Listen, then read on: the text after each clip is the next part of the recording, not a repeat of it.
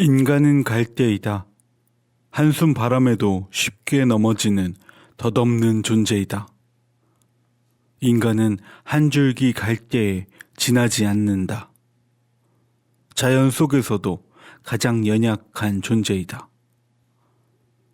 인간은 갈대이다. 그러나 생각하는 갈대. 사유와 행동이 일치하지 않는 모순적 존재. 세계의 모순과 불가항력의 필연 속에서 흔들리는 갈대. 파스칼은 인간의 지체와 세계 속에서의 인간성을 갈대로 비유했다. 그 뜻에서 신이 없는 인간의 비참을 이야기하면서도 내가 느낀 바에는 쉬운 바람 하나에 넘어지는 갈대는 부러지지 않는, 넘어져도 또 솟아오르는 끈질김과 인간이 인간성을 지키기 위한 분투를 떠올리게 했다. 파스칼은 프랑스에서 자연은 모든 것, 심지어 신학까지도 말할 수 있다는 것을, 자연으로부터 배우는 사람은 참으로 자연을 영화롭게 한다는 것, 그 맥락에서 그렇다. 갈대는 늪에서도 살 수 있고 산에서도 물에서도 사는 전천후의 생존력으로 살아간다. 그 생명력은 역설적이게도 연약함에 있다. 단자엽 특유의 속이 비어있는 줄기는 가벼워 물이 쉽게 마르고 쉽게 물을 끌어올리며 다른 식물을 통틀어 가장 빠르게 자라날 수 있다. 연약하기에 견디는 세계의 비참을 군집해 모여 살아가는 것으로 생존한다. 서로 엮어가며 서로 붙들고 살며 연대로서 생존한다. 연약하기에 서로부터 대동하게 모여 있으며 강한 바람과 넘치는 물줄기와 뒤덮는 위협으로부터 서로를 지킨다. 그 연약한 존재이기에 세계의 비참에서 살아남고자 함에 있다. 갈대는 오리와 비버, 토끼의 집이 되어주고 강한 동물로부터 자신을 지키고 추운 겨울에 추위를 막아주는 연약한 자들의 집이자 축복이다. 갈대를 엮어 비를 피하는 지붕으로 만들고 동물로부터 지켜주는 울타리를 만들고 때로는 네덜란드 간척 재료로서 땅이 되어준다. 그것은 흔들리는 연약함에 있고 한없이 가벼운 존재이지만 끝내 끊어지지 않고 끝까지 버티는 질김에 있고 서로 엮여 모여 사는 연대에 있다. 가장 연약한 갈대는 이리저리 흔들리고 너덜너덜한 인간성을 끝내 저버리지 않고 붙드는 인간과 닮아 있다. 노래 듣고 오겠습니다. 최유리의 숲.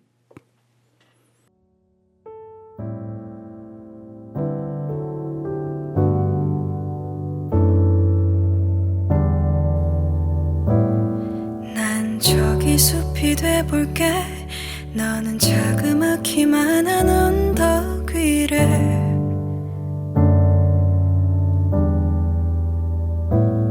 오르며 날 바라볼래. 나의 작은 마음 한 구석이어도 돼.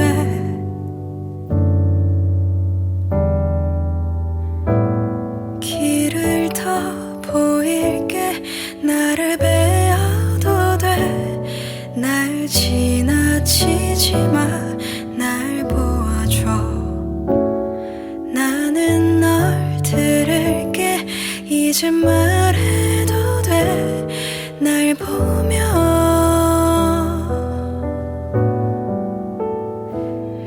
아, 숲이 아닌 바다이던가. 옆엔 높은 나무가 있길래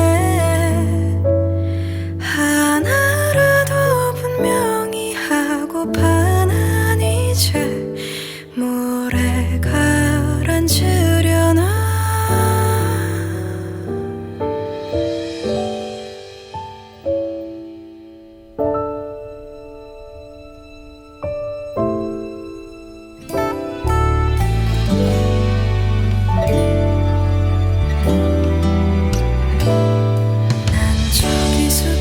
해볼래 나의 옷이 다 눈물에 젖는데도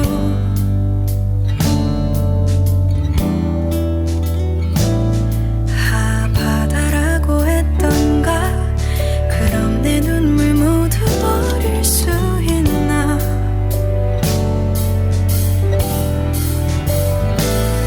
길을 더 보일게 나를 베어도 돼 날 밀어내지 마 나를 내게도 나는 내가 보여 난 항상 나를 봐 내가 느리래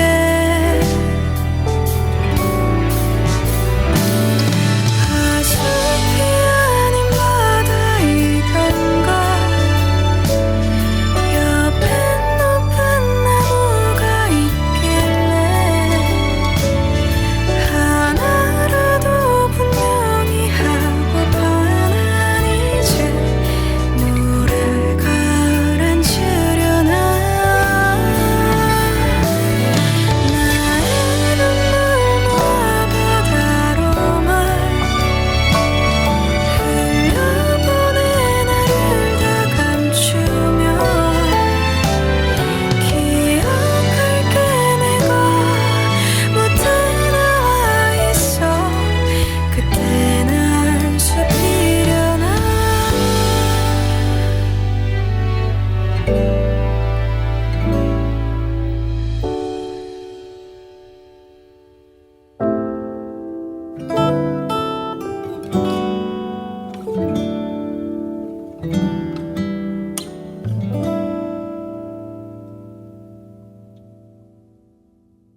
안녕하세요. 공동체 라디오 단원 FM 88.7MHz 토요일 밤에 만나는 심야식물원 박성우입니다.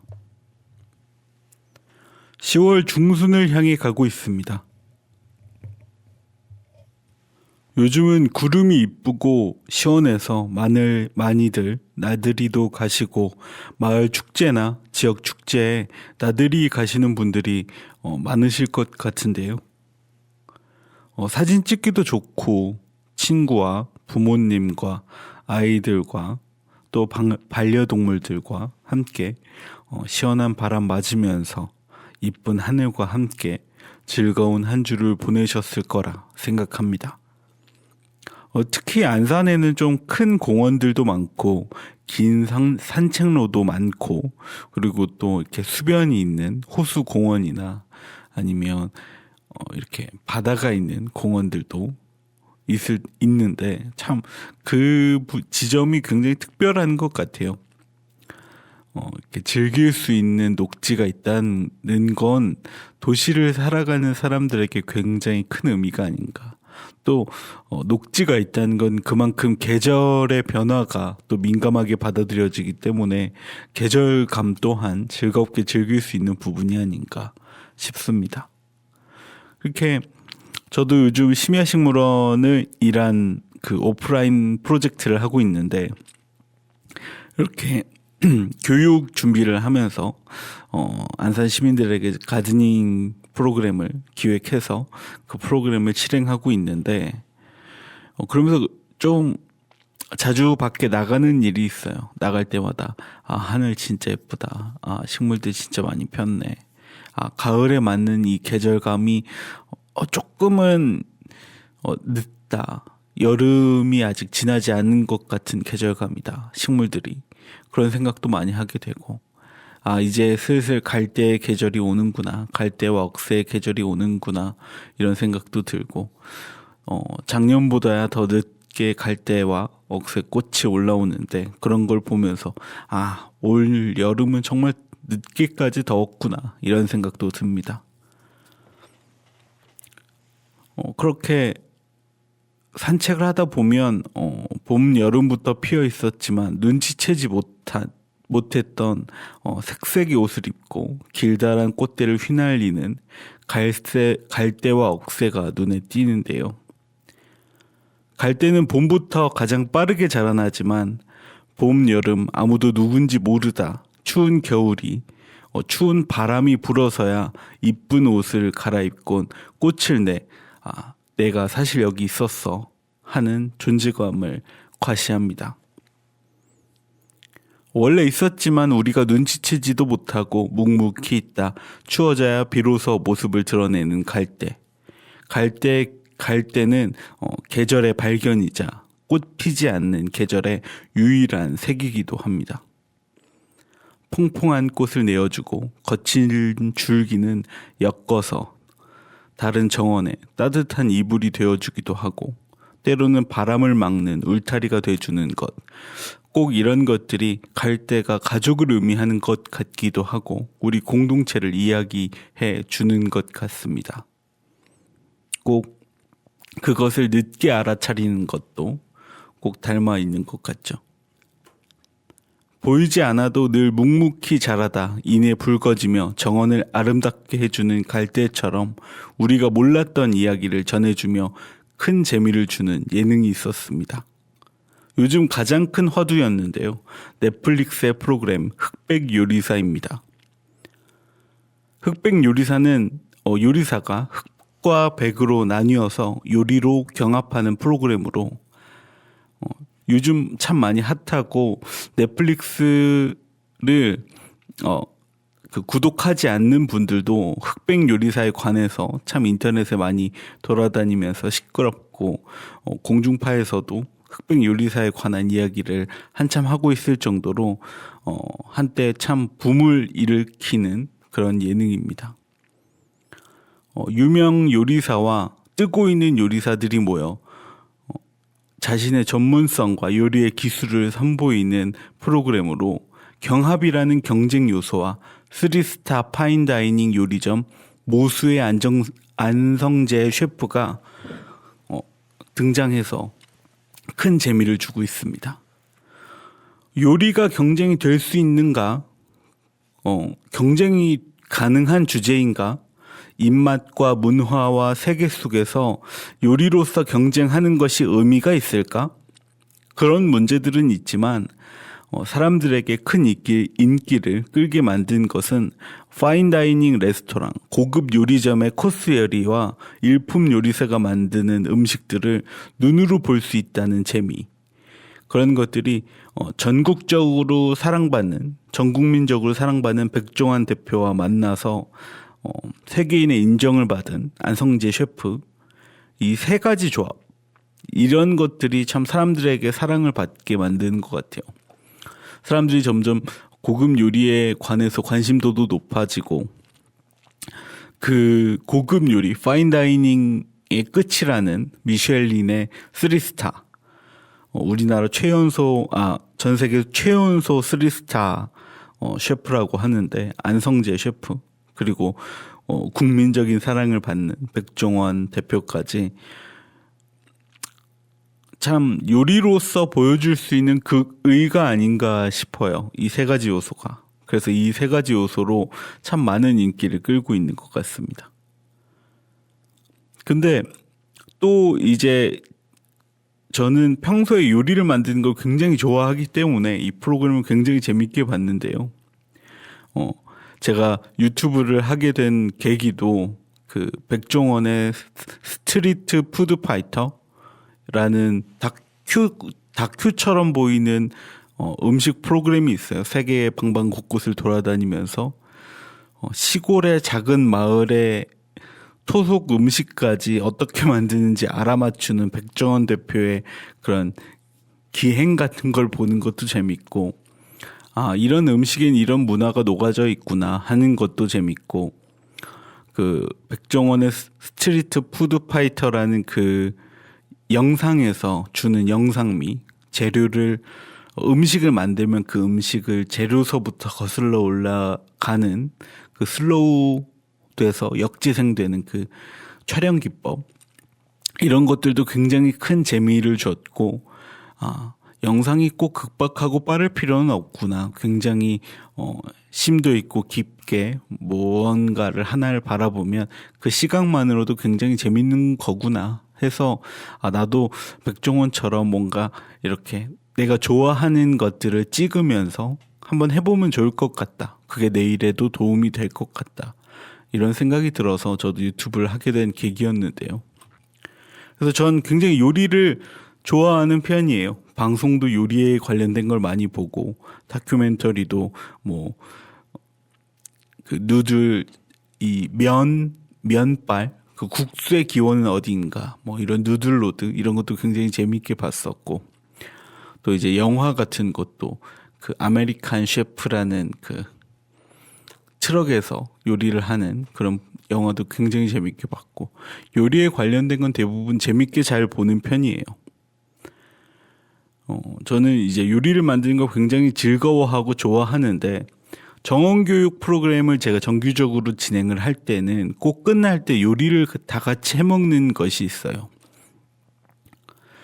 보통 정원의 가장 큰 재미라고 한다고 하면 그 정원에서 채집한 수확한 작물로 요리를 만들어 먹으면서 이 정원을 활용하는 방법, 활용해서 컨텐츠를 만들어내는 방법을 다 같이 즐겼으면 하는 바람이 크거든요. 그래서 마지막엔 꼭 허브를 이용해서 혹은 채소, 근체류 이런 것들을 이용해서 만드는 요리를 꼭 다 같이 나눠 먹는 시간을 갖는데,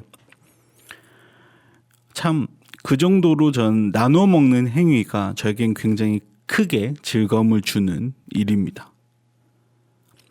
그 부분이 어떤 부분이 가장 좋으냐면, 타인을 배부르게 먹게 하는 행위가 전 즐거운 것 같아요. 참 그것이 뿌듯함을 주고 저에게 큰 인사이트를 주는데, 아마 제가 이런 생각을 하게 된 이유는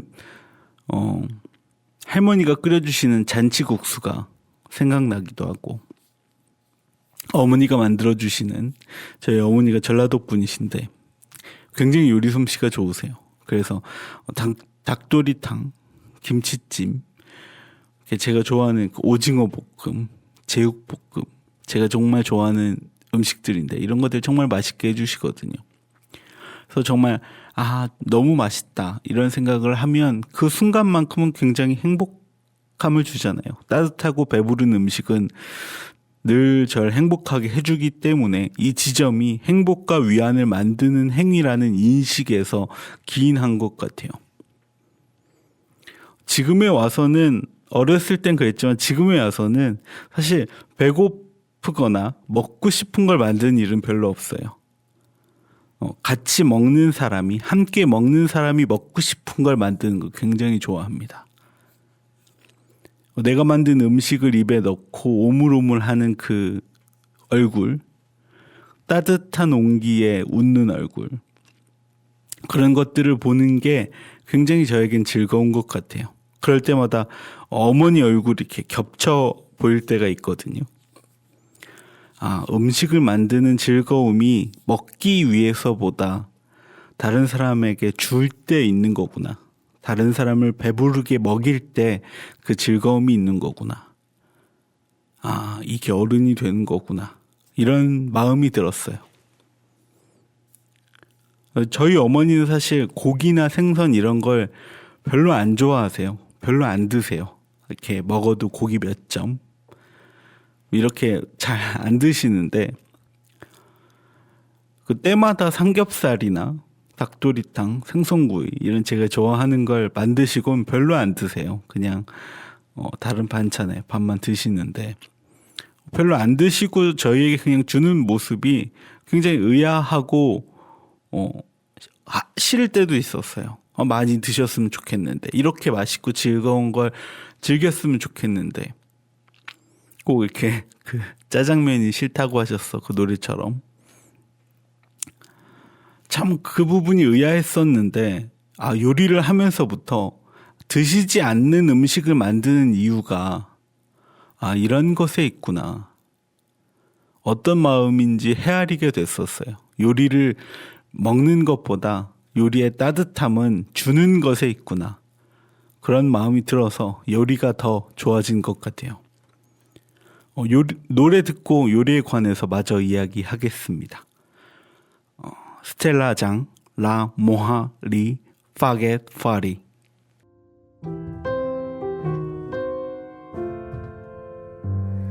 C'est drôle, je ne sais pourquoi. Ça me fait toujours penser à toi. Pour plein d'autres gens, c'est la magie, l'amour, les baguettes, Paris. Toujours au même endroit, comme si c'était hier, je te vois. Pour plein d'autres gens, c'est la magie, l'amour, les baguettes, Paris. Eux voient les lumières, les paillettes, la tour Eiffel, la Seine, les fêtes. Mais moi, quand j'arrive sur cette rue, je pense à toi qui ne réponds plus. Même si je ne te revois pas, tu seras toujours une partie de moi. Pour plein d'autres gens, c'est la magie, l'amour, les baguettes, Paris.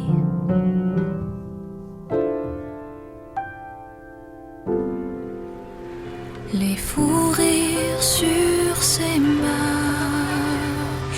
résonnent dans ma mémoire. Je les emporte là où je pars. Eux voient les lumières, les paillettes, la tour Eiffel, la Seine, les fêtes. Mais moi, quand j'arrive sur cette rue, je pense à toi qui ne réponds plus. Pour moi, ce n'est pas juste une ville, c'est l'histoire de nos passions juvéniles. Pour plein d'autres gens, c'est la magie, l'amour, les baguettes, Paris.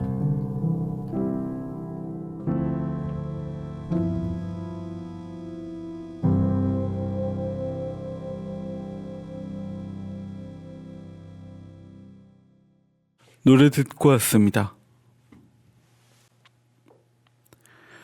오늘은 흑백 요리사 특집처럼 뭔가 요리에 관해서, 흑백 요리사에 관해서 이야기 하는데요. 다들 최초의 요리는 무엇인가요? 전 초등학교 한 3, 4학년 때인가 소세지 볶음이 아마 제 인생의 최초의 요리였던 것 같습니다. 물론 그 전에 친척 형이랑 같이 할머니랑 살 때 할머니가 그 식빵에 얹어 먹을 수 있는 피자를 만들어 먹을 수 있게 그 토마토 페이스토랑 치즈랑 햄이랑 이런 걸 사두셔서 간식으로 먹어라 이렇게 하시면서 그걸 만들어 먹었었던 기억이 있는데 그때는 형이랑 같이 막 만들어 먹는 게 굉장히 재밌었어요. 꼭 간식에 진심이셨거든요, 저희 할머니는. 근데 그 이후에 내가 최초의 내 스스로 자발적으로 뭔가 만들어 먹었던 요리가 뭐가 있을까 생각을 해봤는데 그게 소세지 볶음인 것 같더라고요.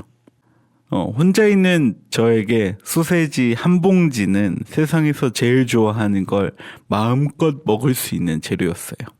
줄줄이 비엔나를 그냥 익히지도 않고 그냥 그 한 줄 길게 꺼내서 테레비를 보면서 이렇게 하나씩 끊어 먹으면서 톡톡 터트려 먹는 그 재미. 그 아이가 가질 수 있는 최대의 행복이었던 것 같아요. 그 햄 한 봉지를 다 먹을 수 있다는 그 부유함. 참, 햄 한 봉지로도 그렇게 행복했었는데 또 이제 칼 없이 조리를 할 수 있으니까 어린 나이에는 칼을 쓰면 위험해라는 생각이 있어서 가위로 할 수 있는 요리이기도 했어요. 그 가위로 그 그릇에 햄을 쏟아놓고 가위로 톡톡 이렇게 흠집을 내가면서 후라이팬에 기름을 조금 넣고 볶아서 다 볶아서 그 흠이 이렇게 벌어질 때까지 익힌 다음에 빨개진 소세지를 밥 위에 올려서 케첩이랑 같이 먹으면 초등학생이 만들 수 있는 최고의 만찬이죠.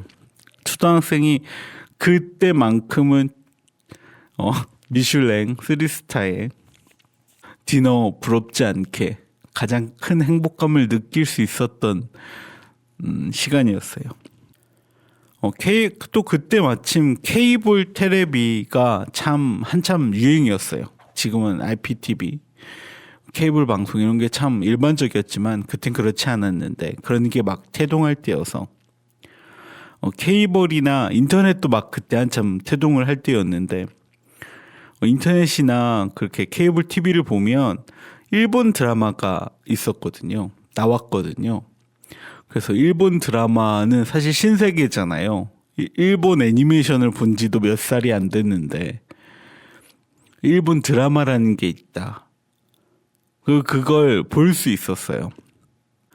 다른 나라의 문화를 쉽게 그만큼 접할 수 있다는 것도 굉장히 재밌었고 또 일본 드라마는 요리를 굉장히 예쁘게 잘 표현하잖아요. 그래서 또 그 요리들을 더욱 좋아하게 만들어준 계기였어요. 아마 처음 본 일본 드라마가 뭐냐 했을 때 기억해보면 런치의 여왕이라는 일본 드라마가 있었는데 주인공이 점심때마다 굉장히 맛있는 음식을 먹으러 다니는 거예요. 그래서 어찌나 맛있게 먹는지 보고 있으면 그 먹고 있는 음식을 하나씩 다 맛보고 싶었어요. 그러면서 집에 있는 일본 카레에 햄도 넣어보고 다른 채소도 넣어보고 고춧가루도 넣어보고 그러면서 좀 요리의 재미를 느꼈었던 것 같아요. 때마침 또 그 시절에 일본에도 파인다이닝 레스토랑이 큰 화제였어서 파인다이닝 요리사를 다룬 드라마도 굉장히 많이 나왔었거든요. 그래서 덩달아 저도 파인다이닝이나 그런 셰프에 대한 요리 장르에 대한 드라마를 보는 게 취미일 정도였어요.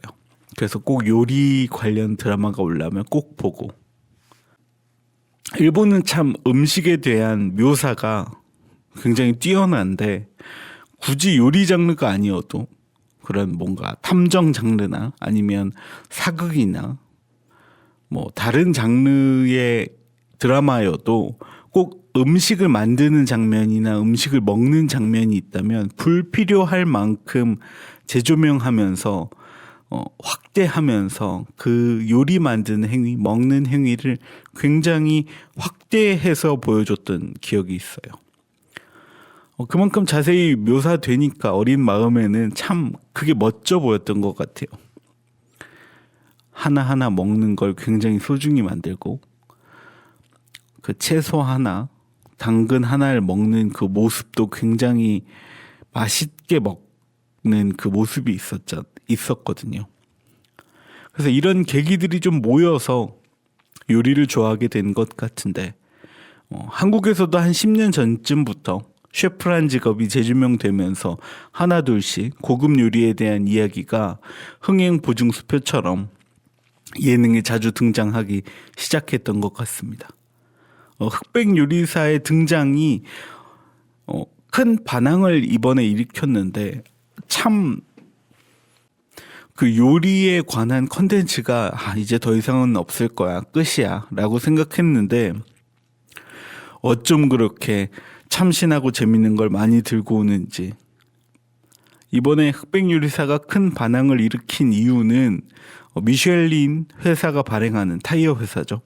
미쉐린 회사가 발행하는 미쉐린 여행 가이드에 레스토랑 평점 시스템이 만들어주는 별에도 아마 그 이유가 있는 것 같고 절대 넘지 못할 거라는 아시안 셰프의 아성을 미쉐린의 그 아성을 코리안 셰프가 깨부셔줬다라는 그 뭔가 국뽕이라고 하나요? 한국인의 자긍심 그런 것들을 건드린 것 같기도 하고 요리로 승부하는 경쟁에도 또 좋아하잖아요. 사람들 경쟁하는 거. 그런 것도 있고 또 요리의 즐거움에 또 포커스가 있다고 생각합니다. 하나 확실한 점은 요리의 즐거움은 먹는 것이 아니라 주는 것에 있다는 것. 먹는 사람의 마음을 생각하는 그 자세가 사람들을 좀 감동시키게 만들어주는 요소라고 생각합니다. 평소에 먹던 맛을 다르게 만들어서 새로운 식감이나 새로운 경험으로 만들어주고 값비싼 재료로 만드는 일품 요리가 그 사람을 함께 먹는 그 순간만큼은 특별하게 만들어주는, 행복하게 만들어준다는 건 일종의 사치로 볼 수도 있죠. 인생에 꼭 기억하고 싶은 특별한 하루가 되어주는 일이라 생각합니다. 하지만 음식을 먹는 행위가 3, 40만 원이 넘는 건 조금 사치로 봐야 할까요? 사치겠죠. 3, 40만 원이면 그래도 월급의 막 3분의 1이고 4분의 1이고 할 텐데 며칠을 일해야 벌 수 있는 돈일 텐데 그걸 한 끼 식사로 둘이 먹으면 60만 원이 넘을 텐데 그걸 한 끼 식사로 먹는다. 참 어떻게 보면 꿈 같은 일인데 그런 가격대 그 코스 요리에 3, 40만 원짜리를 파는 레스토랑 모수의 3스타 강성재 셰프는 인터뷰에서 요리를 할 때 언제 가장 힘들었고 언제 가장 특별했나요? 라는 질문에 이렇게 말합니다. 오신 손님이 1년 동안 돈을 모아서 방문했다는 이야기를 들으면 진땀이 난다고 합니다. 최선을 다해 최고의 음식을 만들어 감동시키기 위해서 진땀이 난다고 합니다. 그리고 더 부족한 것이 없나, 더 챙길 것이 없나 자주 홀에 나가서 그분들을 지켜본다고 합니다. 누구에겐 한 끼의 가격이 3, 40만 원인 것은 특별할 것이 없는 일상일 수도 있어요.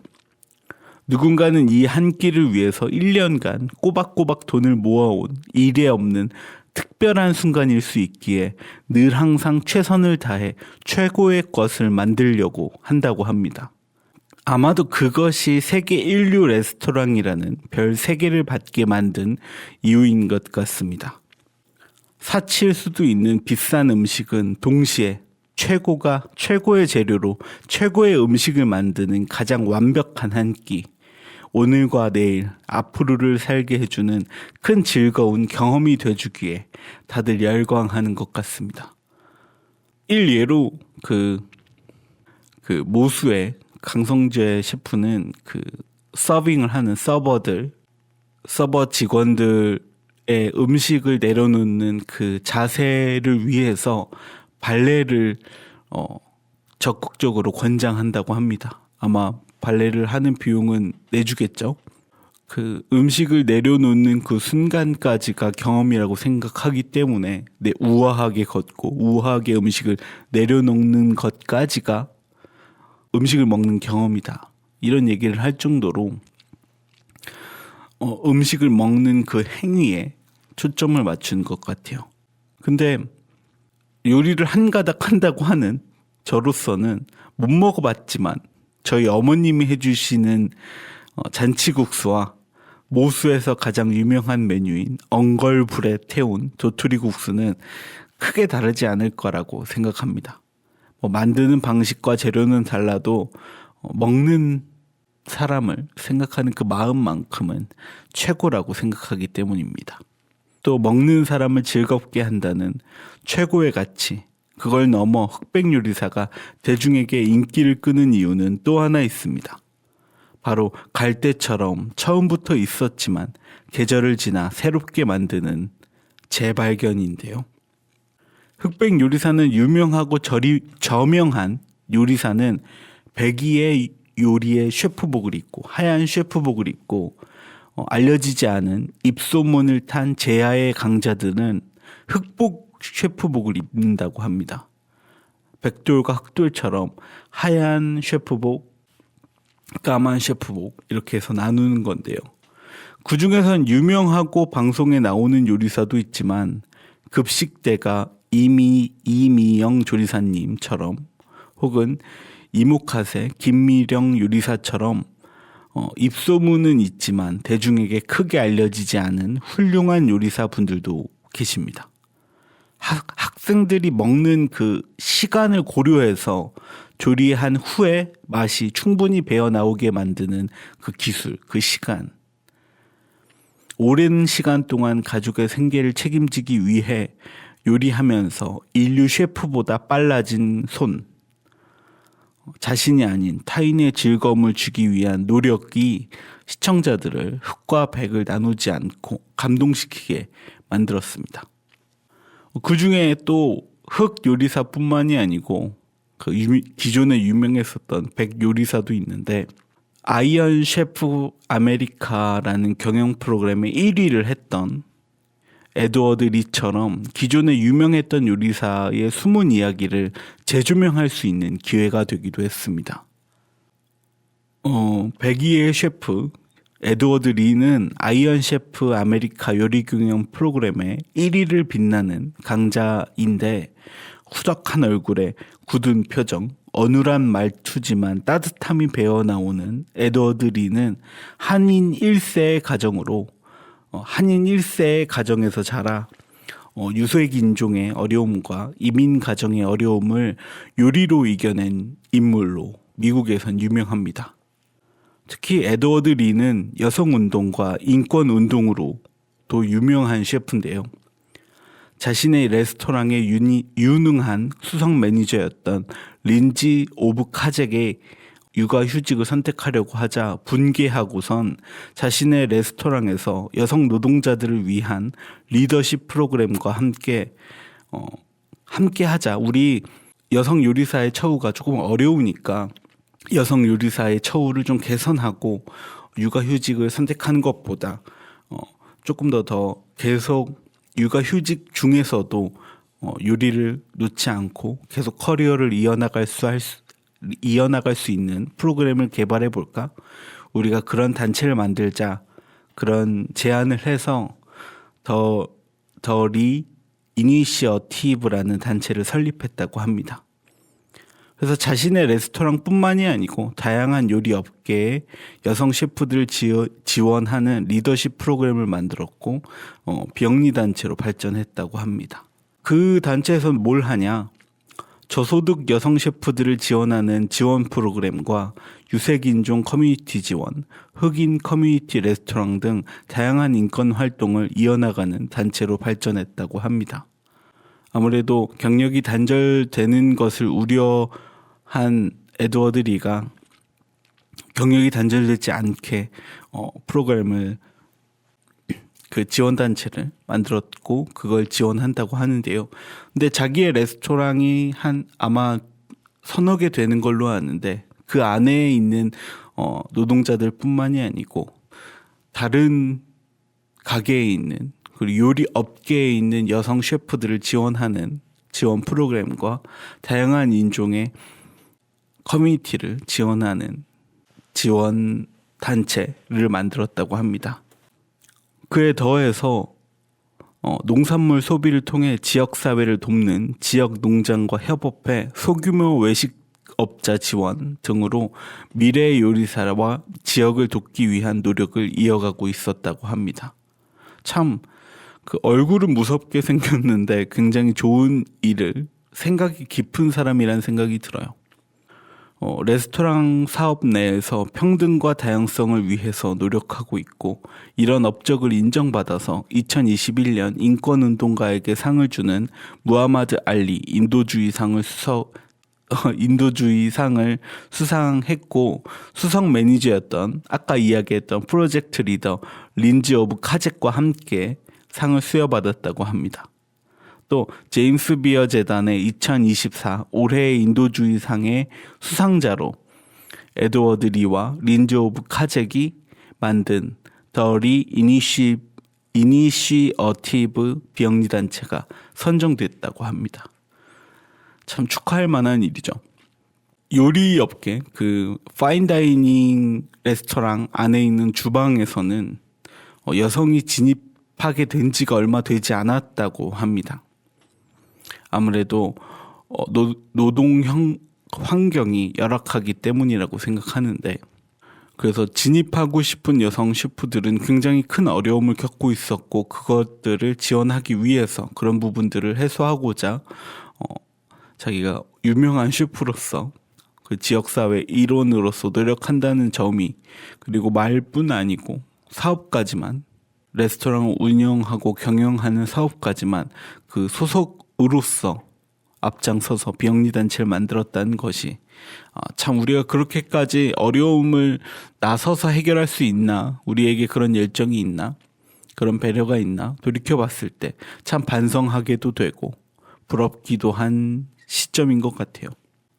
그런 것들을 보고 또 에드워드 리가 남긴 그런 영상들을 보면 에드워드 리는 참 행복해 보여요. 항상 웃고 있고 따뜻하고 선한 사람이란 느낌을 줍니다.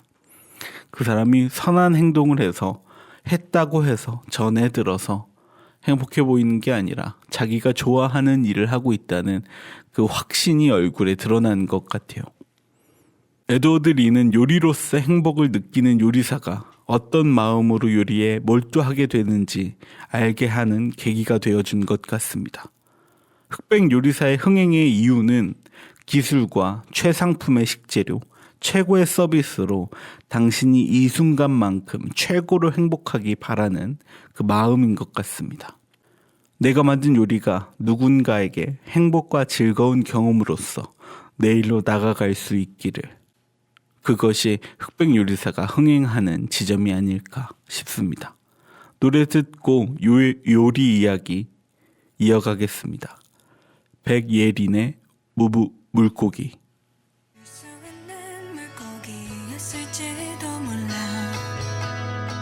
가끔 내 맘을 이해 못하는 사람들을 만나도 상관없어. 물속을 헤엄치는 건 하늘을 나는 기분과 같을까. 난 잠시 땅에서 쉬고 있는 자유롭게 나는 새였을지 몰라. 언젠가 잠시 널 떠나 어디론가 사라져도 난 걱정 마. 네가 날 바로 찾을 수 있게 작은 터틀을 새긴 후 다녀올게.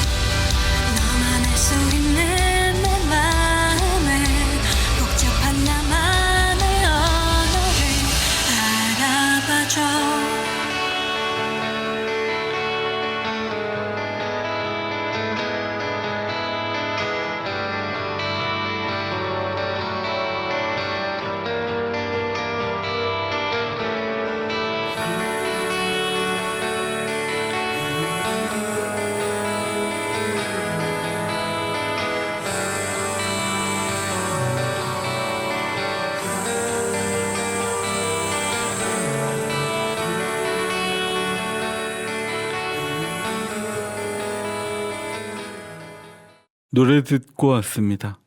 물고기를 말하면서 더듬거렸던 건 사실 그 패러디한 건데요. 자신이 가장 자신 있는 요리 재료가 뭐냐 물었을 때 분쟁을 피하고 싶어서 기가 센 요리사들을 피해서 그분들이 고기를 선택했는데 식재료로 그걸 좀 피하고 싶어서 물고기 이렇게 해서 당황하는 그 장면이 방송에 나왔는데 참 귀여워서 그 모습이 방송을 좀 따라해봤습니다. 사실 물고기가 자신 있다고 했던 에드워드 리는 유명한 스테이크하우스 고기 전문 레스토랑의 셰프입니다. 주방에서 카리스마가 있는 그도 피하고 싶은 상황은 있는 것 같습니다. 또 흑백 요리사가 흥행하는 요소에는 전문성이지 않나 합니다. 오랜 시간 동안 자신의 기술을 연마해온 전문가가 만드는 기술과 그 기교가 사람들을 매혹하는 것 같아요. 이게 소크라테스가 말한 탁월성이 아닌가 싶습니다. 인간이 갖고 있는 탁월함을 원하고 탁월해지려 하는 그 욕망이 인류를 발전토록 하게 해준 원동력이라고 말이죠. 물론 소크라테스가 니코마스 율리학에서 말하는 탁월성과 기술의 높음, 고능력과는 좀 다른 뜻이긴 하죠. 우리가 흔히 말하는 탁월성, 그리고 니코마스 율리학에서 말하는 탁월성은 좀 다른 이야기이긴 합니다. 하지만 최고의 좋음, 윤리적 정의, 용기, 절제, 지혜의 탁월성을 이야기하는 것이지만 제가 말하고 싶은 것은 전문가가 되려고 기술을 익히는 동안 그 기술을 익히게 만들어주게 하는 그 원동력, 그것에 관해서입니다. 어째서 기술을 연마해야 하는가? 어째서 남들보다 나아지려 노력해야 하는가? 같은 돈을 받고 같은 시간을 노력해야 하는 것이 아닌 돈을 같이 받고도 더 높은 기술을 향해 노력해야 하는 이유, 그 노력의 원동력, 그것은 어디서 오는가? 어째서 최고의 기술을 연마하려고 하는 걸까? 사실 같은 돈을 받는데 더 노력하고 열심히 해야 하는 이유는 직장인들은 조금 찾기 어려운 것 같아요. 적게 받아도 많이 받아도 같은 돈을 받는다면 최소한의 에너지를 쓰고 싶은 게 사람의 마음이겠죠. 사실 같은 돈을 받는데 더 노력하고 열심히 해야 하는 이유를 직장인들은 좀 찾기가 어렵겠지만 공예가들과 예술가들 그리고 의사들처럼 기술과 기회로 자신이 하는 일에 극기에 달하는 사람들은, 최고가 된 사람들은 사실 노력의 이유를 다들 비슷하게 얘기합니다. 제가 봤을 땐 거의 같은데 최고의 경지까지 오른 사람들은 어떻게 이렇게 높은 기술을 갖게 되었나요? 라는 물음에 다들 똑같이 하나같이 입을 모아서 이야기합니다. 감동, 마음을 동하게 만드는 것. 요리사는 자신의 음식을 먹고 감동받은 손님에게 그 노력의 가치를 인정받고, 의사는 아픈 사람의 건강해진 모습을 보고 감사 인사를 건네는 환자에게 감동받고, 플로리스트의 꽃다발이 위로가 되어준 손님의 이야기를 듣고 감동받습니다. 사람의 마음을 움직였다는, 사람의 마음을 움직이게 만들었다는 그 희열, 최고의 가치로 불리는 행복감을 내 손으로 빚어냈다는 가장 높은 단위의 자아만족. 괴롭고 어려운 시간을 견디고 기술을 쌓는 일이 힘들어질 때쯤, 그 가치를 인정받지 못해 포기할 때쯤 한 번 더 노력하게 만들어준 것은 다른 사람을 기쁘게 한다는 그 선의. 그것이 니코마스 율리학에 나오는 최고의 선의, 인간의 영혼의 탁월성 아닌가 싶습니다. 각기 다른 문화와 시간에 만들어진 미술, 요리, 과학, 기술은 분야와 방식은 다르지만 그 끝에 인간을 향한 마음이 존재한다 생각합니다. 저는 그 지점이 흑백 요리사의 전문 요리사들의 모습에서 볼 수 있었고 그것 또한 감동을 주는 포인트가 아닌가 싶습니다. 저는 15년 동안 플로리스트로 일을 했고 또 11년 동안 동시에 가드너로서 정원을 만들고 교육해 왔습니다. 그러면서 기술을 익히고 이제서야 조금 디자인에 대해서 알 것 같은데 식물에 대해서 꽃에 대해서 이해하고 이제 좀 내 걸 만드는 것 같은데 요즘에서야 좀 인터넷으로 전문 지식을 쉽게 얻을 수 있고 어떤 지식이든 잘 정리돼서 기술과 학문을 쉽게 터득할 수 있는 것 같아요. 그렇기 때문에 전문가와 전문성의 경계의 구분이 어려워진 시점이 아닌가 싶습니다. 저에게 10년의 세월이 지나서야 전문가란 이름을 받을 수 있었는데 몇 개월 혹은 몇 주 만에 전문가가 되는 것을 보면서 사실 속내이긴 하지만 조금 화가 납니다. 내가 쌓아올린 시간과 선배들이 쌓아올린 커리어를 너무나 쉽게 입에 올리는 게 아닌가 해서죠. 사실 이런 말 하면 요즘 좀 꼰대라고 할 텐데 사실 이런 말을 단 한 번도 타인에게 꺼내본 적도 없어요. 처음으로 타인도 아닌 많은 사람들이 듣는 방송에서 사실 이런 얘기를 하는 건 좀 당황스럽긴 하지만 분야에 있어서 새로운 사람이 유입되고 기술이 높아지고 다양성이 확보되기 때문에 누구든 전문인이란 이름을 붙이던 말던 그 사람들이 많아지는 것만으로도 그 기술과 분야에 도움이 되기에 제가 싫어하는 자격론적 지적이라는 생각에 부정적인 워딩은 좀 피해왔습니다. 하지만 요즘 워낙 쉽게 전문가가 되는 모양새라 노력과 기술을 연마하는 시간을 폄하하는 것 같아서 혹은 탁월성으로 개인의 기량을 좀 낮게 보는 일이 좀 잦아지는 것 같아서 꼭 한 번쯤 지적해보고 싶었습니다. 그렇다면 어떻게 구분할 것인가? 재능이 있는 초심자와 재능이 미비한 고경력자와 비교는 어떻게 해야 하는 것인가? 꼭 이런 것들이 자격론을 만드는 것 같아서 말하기 좀 어렵지만 구분할 수 있는 지점은 명확합니다. 그것은 탁월성이 아닌가 합니다. 노력을 멈추지 않고 계속하게 하는 힘, 남들보다 나아지려는 그 마음, 그것이 기술의 성취로 나아가게 되는 것이라 생각합니다. 최선을 다하는가? 무엇을 위해 최선을 다하는가? 아마 다들 비슷하겠지만 기술로 먹고 사는 사람들이 제일 싫어하는 말을 저는 알고 있거든요. 대충 해. 어차피 차이 없어. 이쯤 하면 됐지. 이 이야기를 귀가 피가 날 때까지 들어왔습니다. 최선의 최선을, 최고의 최고의 것을 만드는가? 주어진 상황에 최선을 다했는가? 저에겐 이게 굉장히 목숨처럼 중요한 시점이었습니다. 어차피 나이 들고 손 굳으면 최고의 최선은 없으니 지금만큼은 최선을 다하자. 0.5cm의 오차가 날 괴롭히게 만드는 그 시간, 1cm의 깊이가 만드는 그 후에 조명이 만드는 색감의 오류, 이런 것들이 며칠 밤을 새면서 며칠 밤을 새다가 간수치가 올라서 기절하고 손이 베이고 찔리고 손톱 밑에 가지와 돌로 피가 나고 갈려나도 멈출 수 없었던 최고의 최선. 손님에게 들었던 불평, 불만, 불만족을 10년이 지난 지금에도 악몽이 되어서 꿈에 나오는 이 압박감, 이 괴로움, 분명 전문가들에겐 이 부분이 있다고 생각합니다. 최고의 최선을 위한 노력의 시간.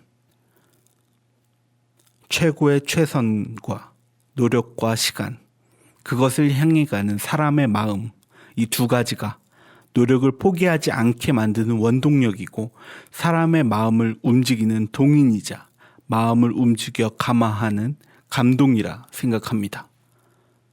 그래서 기술을 쌓는 누구나 감동시키고자 하는 마음은 그 마음으로 기술을 연마한다 생각합니다. 그리고 그 동인과 감동을 알아주는 사람들이 있기에, 대중이 있기에 흑백 요리사가 흥행한 것 아닌가 싶습니다. 사실 근데 지금 현재를 좀 짚어보면 지금 최고의 최선을 다하는 기술자인가? 날 되돌아봤을 때 하면 아닌 것 같긴 해요. 이런 얘기를 했지만 이른 나이부터 좀 일을 했기 때문에 경력이 쌓이고 경험치가 어느 정도 차니까 좀 열정이 식어가는 것 같아요. 이게 열정의 총량이 있나? 이런 생각을 하게 되는데 사실 지금에서 보면 지금 막 시작하는 사람들보다 못할 수도 있겠다는 생각이 들어요. 그 불안과 공포가 저에게 굉장히 큰 부담감으로 돌아오는데 나보다 기획을 잘하는 사람이 훨씬 많겠지. 지금 시작한 사람들도 나보다 꽃을 잘 꼽는 사람, 나보다 정원을 디자인 잘하는 사람, 나보다 교육을 잘하는 사람들 많겠지. 물론 그런 사람들을 한데 모아서 한 명이 되는 건 어렵겠지만 자신감이죠. 그 불안감이 계속 다가와요. 내가 뒤처지지 않았나? 내가 너무 옛 것이 아닌가? 나의 기술이 너무 녹슬지 않았나? 이런 두려움이 계속 되는 것 같습니다. 그럼 좀 노력을 해야 될 텐데 요즘 또 한참 노력하다가 잘 안 이루어지는 부분들이 있어서 상황이 좀 좋지 않아서 조금씩 원동력이 떨어져 가고 있어요. 그래서 그런 것들을 느껴서 갈대처럼 마음이 흔들리고 있는데 좋은 사람들 만나서 좀 이야기해보면서 좀 불씨를 찾으러 떠나봐야겠습니다. 오늘 갈대와 흑백 요리사 이야기해봤는데 갑자기 전문가의 자격 같은 뜬금없는 속 이야기가 나와서 조금 창피하긴 하지만 우리가 하는 노력이 결국 사람을 위한 마음이라는 이야기를 나누고 싶어서 이야기해봤습니다. 약하지만 약하기에 강한 갈대, 약하지만 엮여 있기에 강한 갈대.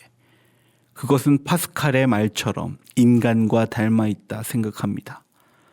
약하지만 약한 것이 우리를 연대하게 하고 서로를 위하는 최선을 해낼 수 있는 원동력이 되어준다 생각합니다.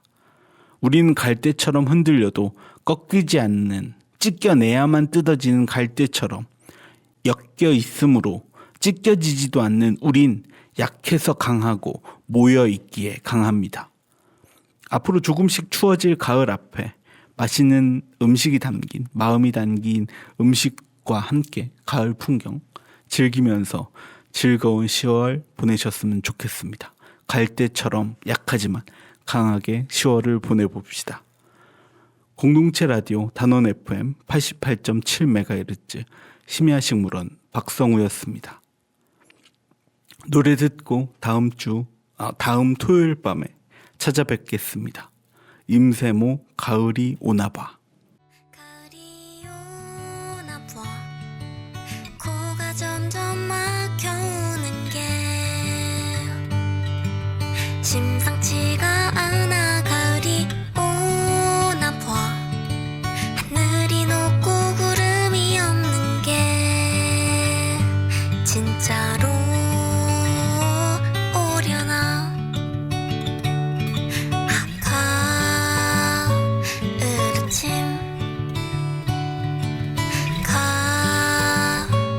가을하늘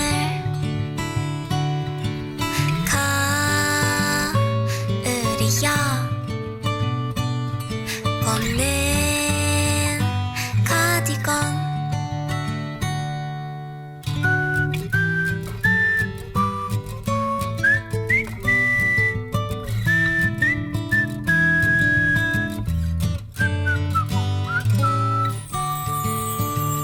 진짜로 오나 봐.